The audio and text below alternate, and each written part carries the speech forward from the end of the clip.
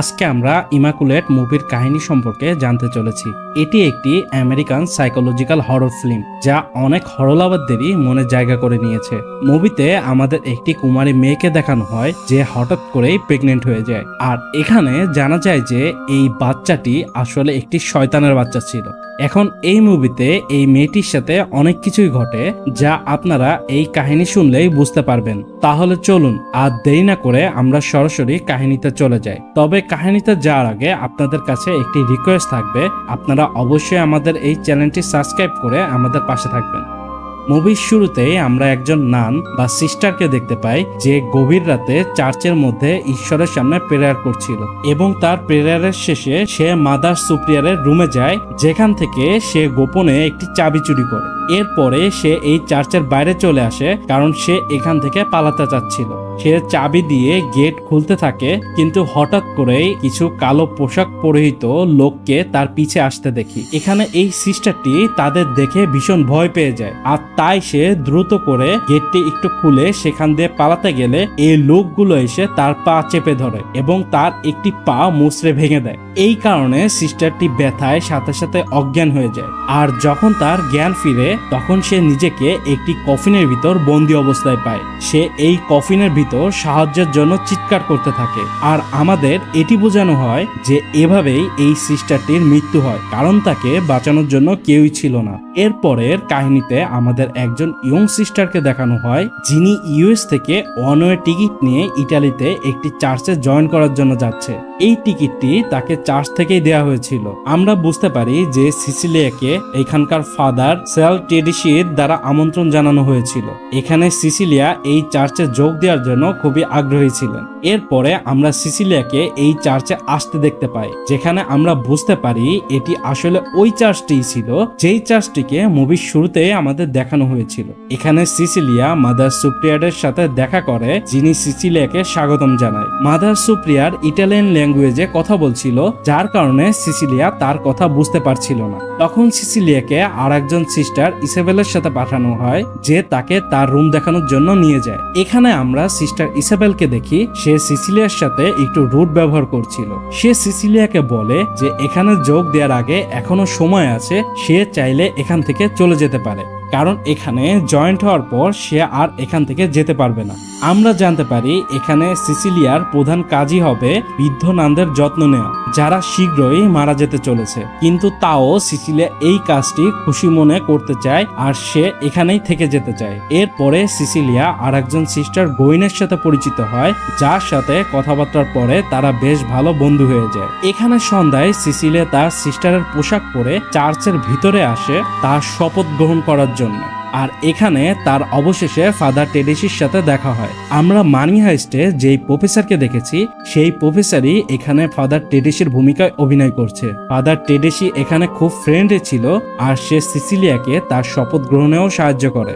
এরপর রাতে খাবারের পরে আমরা সিসিলিয়া ও ফাদারকে একসাথে কথা বলতে দেখি। আমরা জানতে পারি যে ফাদার টেডিসি আগে সায়েন্সের বায়োলজিতে তার কর্মজীবন শুরু করে, কিন্তু সময়ের সাথে সাথে সে পরে চার্চের ফাদার হিসাবে যোগ দেয়। এখানে সিসিলিয়াও বলে যে তার বয়স যখন 12 ছিল তখন সে বরফের একটি নদীতে পড়ে যায়, যেখান থেকে উদ্ধার করার পর তার হার্টবিট বন্ধ হয়ে গিয়েছিল। এখানে ডাক্তাররাও তাকে মৃত ঘোষণা করেছিল, কিন্তু অলৌকিকভাবে তার 7 মিনিট পরেই সে হঠাৎ করে জীবিত হয়ে ওঠে। তখন থেকেই সিসিলিয়া অনুভব করে যে ঈশ্বর কোনো উদ্দেশ্যে তার জীবন রক্ষা করেছে, এবং তাই সে সেই উদ্দেশ্য পূরণ করতেই চার্চে যোগ দিয়েছে। এরপর রাতের সময় সিসিলিয়া যখন চার্চের হলে আসে, সে সেখানে কালো পোশাক পরিহিত একজনকে মেঝেতে পড়ে থাকতে দেখে, যার মুখে লাল মুখোশের মতো কিছু পড়া ছিল। আর তখনই সেখানে মাদার সুপ্রিয়ারও চলে আসে। এখানে মাদার সুপ্রিয়ার সিসিলিয়ার হাতে একটি হোলি পেরেক তুলে দেয়, আর বলেন বিশ্বাস করা হয় যে এই পেরেকটি দিয়েই তাদের গড জিজাসকে আঘাত করা হয়েছিল। আর আমরা দেখতে পাই যে এই পেরেকটি হাতে নেওয়ার সাথেই সিসিলিয়া অজ্ঞান হয়ে যায়। সে যখন তার চেতনা ফিরে পায় তখন সে নিজেকে একটি কনফেশন রুমে পায়, যেখানে অনেকগুলো হাত এসে তাকে টেনে নিয়ে যায়। তাকে আমরা একটি লাল রুমের মধ্যে বন্দি অবস্থায় পাই, যেখানে ওই কালো পোশাক পরিহিত লাল মুখোশালা লোকগুলো তার পেটে একটি ছুরি ঢুকিয়ে দেয়। আর তখনই আমরা সিসিলিয়াকে তার ঘুম থেকে জেগে উঠতে দেখি। সে ভীষণ ভয় পেয়েছিল আর এটিকে দুঃস্বপ্ন বলে সে নিজেকে শান্ত করতেই ছিল। তখনই সে তার সামনে অন্ধকারের মাঝে কাউকে দেখতে পায়। সে এখানে আরো ভয় পেয়ে যায় আর ভয়ে ভয়ে লাইট জ্বালালে সে সেখানে কাউকেই দেখতে পায় না। এখানে আপনারা জাস্ট একটু ভাবুন যে আপনি এমন একটি স্বপ্ন দেখেছেন যা একদম বাস্তবের মতো ছিল, যেখানে কেউ আপনাকে মেরে ফেলেছে। আর এরপরে যখন আপনার ঘুম ভাঙে তখন আপনি কনফিউশনে পড়ে যান যে আপনি যা দেখেছিলেন তা কি সত্যি হয়েছে না এটি স্বপ্ন ছিল। আর তখনই আপনার সামনে আপনি অদ্ভুত কোনো জিনিস দেখতে পান। ভাবুন তো তাহলে কেমন হবে। এরপরে আমাদের দেখানো হয় যে সিসিলিয়া এখানে বেশ ভালোই দিন কাটাচ্ছে আর এভাবেই বেশ কিছু দিন যেতে থাকে। এখানে সিসিলিয়াকে দেখতে পায় সে জীবনও কোনো জীবকে হত্যা করেনি আর সে আগেও করতে চায় না। এরপরে হঠাৎ এক রাতে এক বৃদ্ধ মহিলা এসে সিসিলিয়ার কিছু চুল কেটে দেয়। সিসিলিয়া এই বৃদ্ধ মহিলাকে তার বিছানায় নিয়ে শুয়ে দিলে সে এই বৃদ্ধ মহিলার পায়ে একটি ক্রসের চিহ্ন দেখতে পায়। পরের দিন গোসল করার সময় সিসিলিয়া সিস্টার গোইনের সাথে কথা বলছিল, তখনই সিসিলিয়া হঠাৎ করে বমি করে। তাই সিসিলিয়া এই চার্চেরই ইনডোর ডাক্তারের কাছে তার চেক আপ করায়। এরপরে আমরা সিসিলিয়াকে দেখি সে মাদার সুপ্রিয়ার রুমের সামনে ওয়েট করছিল। তখন সে জানলার বাইরে ওই কালো পোশাক পরিহিত লাল মুখোশালা লোককে দেখতে পায়। আর তখনই একটি পাখি এসে জানলার কাছে বাড়ি খেয়ে রক্তাক্ত হয়ে মারা যায়। আর সিসিলিয়াকেও মাদার সুপ্রিয়ার একটি ঘরে ডেকে নিয়ে যান। এখানে সিসিলিয়া যেই ঘরে যায় সেখানে আমরা ফাদার টেডেসি, মাদার সুপ্রিয়ার এবং এই চার্চেরই দুজন সিনিয়র সদস্যকে দেখতে পাই, যাদেরকে খুবই গম্ভীর দেখাচ্ছিল। এখানে তারা জানায় যে সিসিলিয়া প্রেগনেন্ট, কিন্তু সিসিলিয়া জানায় এটি কোনো মতেই সম্ভব নয়, কারণ সে এখনো ভার্জিন। এখানে সবাই সিসিলিয়ার কথায় বিশ্বাস করে আর সিসিলিয়ার ভার্জিন হওয়া সত্ত্বেও তার প্রেগনেন্ট হওয়ায় সবাই এটিকে মিরাক্কেল বলে মনে করে। আর পুরো চার্চেই তাকে ভার্জিন মেরির মতো ট্রিট করা হয়। এখানে ভার্জিন মেরি হচ্ছে সেই কুমারী মা যার থেকে তাদের গড যীশু খ্রিস্টের জন্ম হয়েছিল। সবাই বিশ্বাস করে যে সিসিলিয়ার গর্ভে বেড়ে ওঠা শিশুটি ঈশ্বরেরই আশীর্বাদ আর এই শিশুটিই হবে ঈশ্বরের পরবর্তী দূত। এখন যদিও এখানে সবাই খুশি ছিল, কিন্তু সিসিলিয়াকে দেখে বোঝা যায় সে মোটেও বুঝতেছিল না যে তার সাথে এই অলৌকিক ঘটনা কিভাবে ঘটলো। এরপরে আমরা সিসিলিয়াকে বমি করতে দেখি, যেখানে অস্বাভাবিকভাবে তার একটি দাঁতও পড়ে যায়। এখন সিসিলিয়া চার্চের সবার মাঝে অনেক জনপ্রিয় হয়ে উঠেছিল, কিন্তু একদিন যখন সে গোসল করতে যায় তখন কেউ এসে তাকে পানিতে ডুবিয়ে হত্যা করার চেষ্টা করে। আর আর কেউই না বরং সিস্টার ইসাবেলি ছিল। এখানে সে সিসিলিয়াকে মারার কারণ হিসাবে জানায় যে এগুলো আসলে তার সাথে হওয়ার কথা ছিল, কিন্তু যা সিসিলিয়ার সাথে হয়েছে।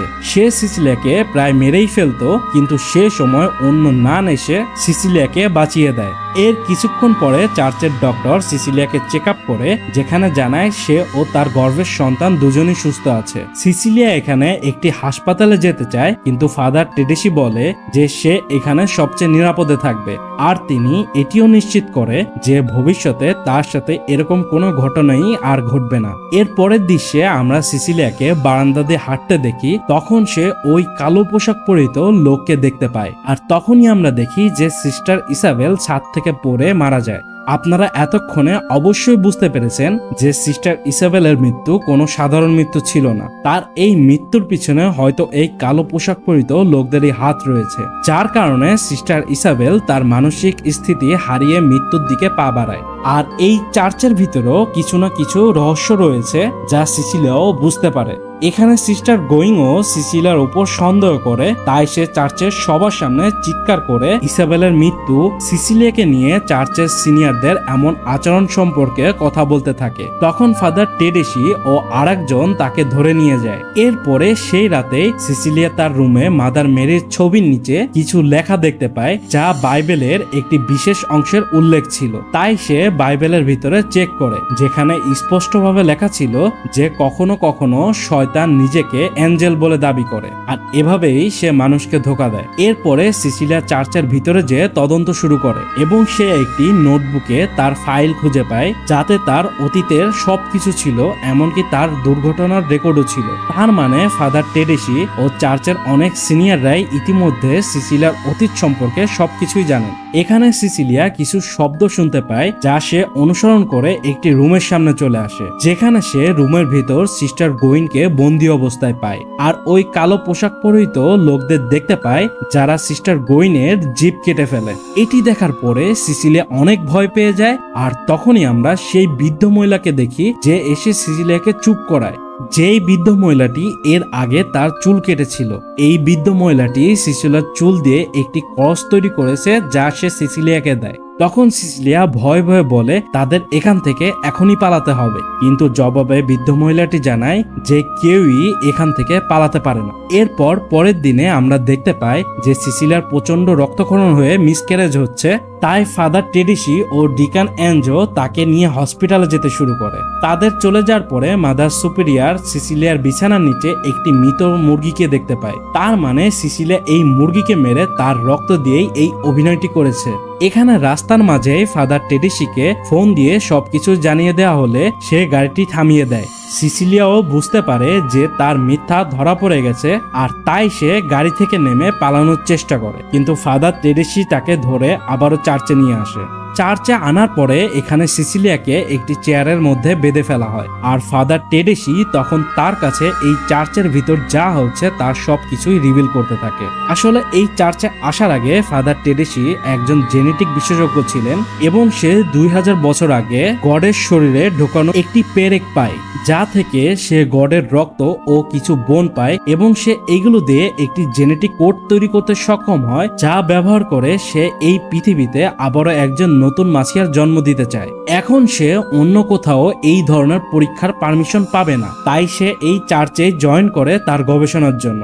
এখানে সে গত 20 বছর ধরে অনেক সিস্টারকেই এই জেনেটিক কোডের মাধ্যমে প্রেগনেন্ট করায়, কিন্তু প্রতিবারই হয়তো মিসক্যারেজ হয়ে যায় বা ভ্রূণটি নষ্ট হয়ে যায়। কিন্তু অবশেষে সিসিলিয়ার গর্ভে বেড়ে ওঠা শিশুটি সম্পূর্ণ সুস্থ, এবং এই শিশুটি হবে এই পৃথিবীর নতুন মাসিহা। এখানে আমরা বুঝতে পারি যে ওই রাতে সিসিলিয়া যখন তার জ্ঞান হারায়, তখনই তার মধ্যে এই জেনেটিক কোডটি দিয়ে তাকে প্রেগনেন্ট করানো হয়েছিল। এখন এইসব বলার পরে ফাদার টেডেসি একটি জ্বলন্ত লোহার কলস দিয়ে তার পায়ে একটি কলসের চিহ্ন তৈরি করে দেয়, আর এই একই চিহ্ন আমরা ওই বৃদ্ধ মহিলার পায়েও দেখেছিলাম। তার মানে তার সাথেও এমন কিছু হয়েছিল, বরং এটি আরো অনেক সিস্টারের সাথেই হয়েছিল। এরপরে সিসিলিয়াকে তার রুমেই বন্দি করে রাখা হয়। এখানে একদিন এই চার্চের ডাক্তার সিসিলিয়াকে চেক আপ করতে আসে, সেখানে মাদার সুপ্রিয়ারও ছিলেন, এবং এই ডাক্তার চলে যাওয়ার পরে সিসিলিয়া মাদার সুপ্রিয়ারকে একটি লোহার বড় ক্রস দিয়ে বারবার তার মাথায় আঘাত করে তাকে নির্মমভাবে হত্যা করে। সিসিলিয়া এখান থেকে পালানোর সময় তার ওয়াটার ব্রেক হতে থাকে, কিন্তু সে কোনো মতে নিজেকে সামলে নেয়, আর এখান থেকে পালানোর সময় সে এই চার্চের ফাদার কার্ডিনালকেও হত্যা করে। তারপর সে ফাদার টেডেসির ল্যাবে এসে ইথাইল ছিটিয়ে আগুনে পুড়িয়ে দিতে যায়, কিন্তু হঠাৎ করেই ফাদার টেডেসি সেখানে চলে এসে সিসিলিয়াকে ম্যানিপুলেট করে তাকে ধরার চেষ্টা করে, কিন্তু সিসিলিয়া ফাদার টেডেসিকে আঘাত করে তাকে ল্যাবের ভিতর আটকে আগুন দিয়ে জ্বালিয়ে দেয়। এরপরে সিসিলিয়া চার্চের নিচে বেসমেন্টে চলে আসে, যেখানে সব সিস্টারদেরই যাওয়া নিষেধ ছিল। এখানে সে সিস্টার গোয়িং এর মৃতদেহ দেখতে পায়, আর আমরা এটি বুঝতে পারি যে চার্চের যেসব সিস্টারদের হত্যা করা হয় তাদের মৃতদেহ এখানেই লুকানো হয়। সিসিলিয়া এখান থেকে বাইরে যাওয়ার একটি সুড়ঙ্গ দেখতে পায়, কিন্তু হঠাৎ করে ফাদার টেডেসি এসে তাকে ধরে ফেলে। আমরা দেখতে পাই যে ফাদার টেডেসি বিচ্ছিরিভাবে আগুনে ঝলসে গেছে। এখানে আবারও তাদের মধ্যে হাতাহাতি হয়। আমরা ফাদার টেডেসিকে দেখতে পাই যে সে সিসিলিয়ার পেট কেটে এই শিশুকে বের করার চেষ্টা করে, কিন্তু সিসিলিয়া তার কাছে লুকিয়ে রাখা সেই পেরেক দিয়ে ফাদার টেডেসির গলায় ঢুকিয়ে তাকে হত্যা করে, আর এই পেরেকটি পালানোর সময় সে তার সাথে নিয়ে নিয়েছিল। এরপরে সিসিলিয়া এই সুড়ঙ্গ দিয়ে চার্চের বাইরে আসে, এবং সেই মুহূর্তে সিসিলিয়ার ডেলিভারি হয়, যা তাকে একা একাই নিজের ডেলিভারি করতে হয়। এখানে এই দৃশ্যটি অনেক ব্রুটাল ছিল, আর সে তার বাচ্চার নাড়ি তার নিজের দাঁত দিয়েই ছিঁড়ে ফেলে।